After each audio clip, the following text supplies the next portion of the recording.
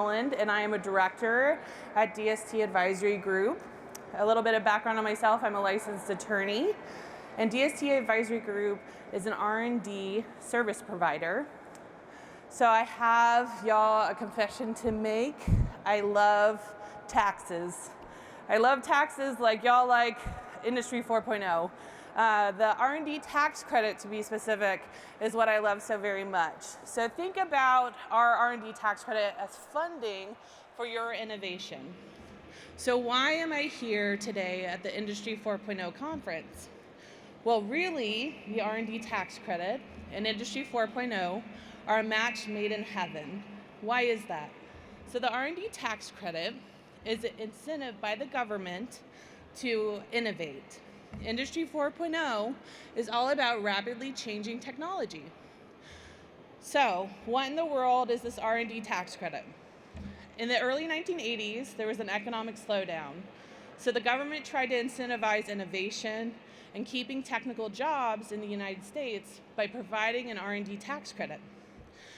By 1981, there was the Economic Recovery Tax Act that then bred the R&D tax credit. So how in the world do I claim this R&D tax credit? Who qualifies? So I can guarantee to you that it's not all test tubes and lab coats. I think that's the biggest misconception when it comes to the R&D tax credit. When it comes to the R&D tax credit, I work with what I joke is the butcher, the baker, and the candlestick maker. I wish I was kidding, but I learned a very hard lesson as a young associate that if you're going to go see how their new and innovative way of butchering chickens, that you should not wear high heels. I have worked with many bakers. I have not worked with a candlestick maker, but it will happen. But in reality, mostly who I work with are manufacturers, and these manufacturers are integrating Industry 4.0 into their business. So they're going to be working in advanced robotics. They're working with artificial intelligence. They're working with IoT, cloud computing. All of these qualify for the research and development tax credit. It was interesting listening to the others speak because innovation and funding is a big deal. The United States, some would argue, falls behind when it comes to funding innovation. In a study and survey done of 36 countries and the benefits and incentives that they provide to their people for innovation, the United States in the year 2000 ranked 10th. In 2018, the United States ranked 28th. 26th, so a big fall, 10th to 26th. So I'm here to talk about how you can claim the R&D tax credit and hopefully boost us a little bit back up. So what activities qualify for the R&D tax credit? So in order to qualify for the research and development tax credit, you have to meet a 4-part test. It's very broad. So the first part of the test, are you designing or developing any new or improved, so when I say improved, it could be pre-existing in what you're doing, product, process, formula, invention, software, or technique.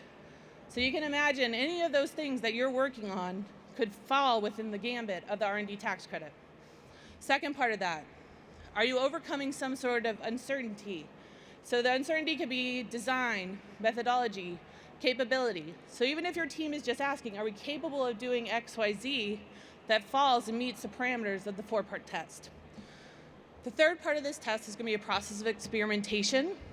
This actually is not as intimidating as it sounds. This is just going to be an evaluation of alternatives. Looking at this material versus this material. Is this corrosive? Is this not? I'm married to an engineer, so I can attest that they never get it right the first time. There's always some sort of systematic iterative process of experimentation going on. The fourth part of this test is the slam dunk for most of my clients. It's technological in nature. So is it based on some sort of hard science? What I like to say is you can't be looking for the prettiest pink, but you could be looking for the chemical composition of the prettiest pink. So you don't want to be just based in style or cosmetics. So you meet this 4-part test. You think you may qualify. What can you offset? So there's 4 expenses in your business that you can offset with this R&D tax credit. So On average, you can capture about 5 to 8% of these expenses back in the form of this tax credit for you guys. So the first part is going to be wages of your employees. These are going to be the employees directly involved in R&D, directly managing R&D, directly supporting R&D. It's a pretty wide gambit. The second part is going to be material costs, prototypes, pilot models, testing and scrapping materials. All of that adds up really quickly. The third is going to be contractor expenses. So any third party you're bringing in to help you out with R&D, you can offset those expenses as well. The fourth is going to be cloud computing.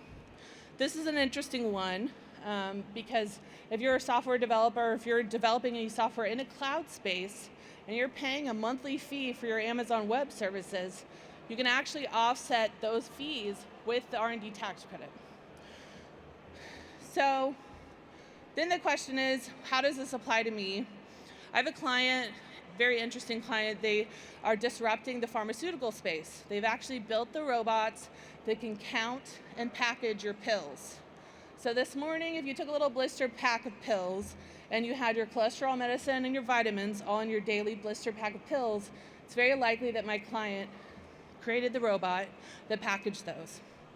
They did not claim the R&D tax credit previously, and they had an employee come in that had worked with us before, and now they're claiming the R&D tax credit. $6 million in a benefit later from the tax credit for their innovation. Later, they love taxes as much as I do. So what were we able to capture for them? The software engineers going in and figuring out how to build the software for those robots, the hardware for those robots, the materials that went into the pilots and prototypes of those robots, the contractors for those robots. That includes an outside university they were working with to test and do real life testing for them. So university cost came into our expenses. So when is the best time to get involved with the R&D tax credit? I would say right now. There's been some legislative shifts and changes in regards to the R&D tax credit to be aware of.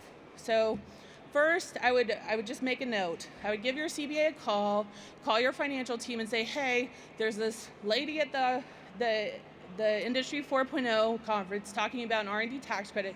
Are we taking it, and how are we substantiating it? So as of October 15th of this year, there was a Chief Counsel memorandum put out by the IRS where they raised the record-keeping requirements of the R&D tax credit. This is for anyone that wants to go back and claim an amended return for the R&D tax credit. The IRS is trying to raise the standards of the documentation required. So DST employs attorneys, CPAs, and engineers for this reason. The engineers, I can send them off to have conversations with our clients and honestly geek out on the phone about all the cool innovation they're doing and Industry 4.0 activities they're doing so that they can document and record everything for purposes of the IRS. And then the last part of this, there is an amortization requirement. I always feel like I need to just, as an educational piece, add that on. We thought that legislation would change this and push it out for another 5 years.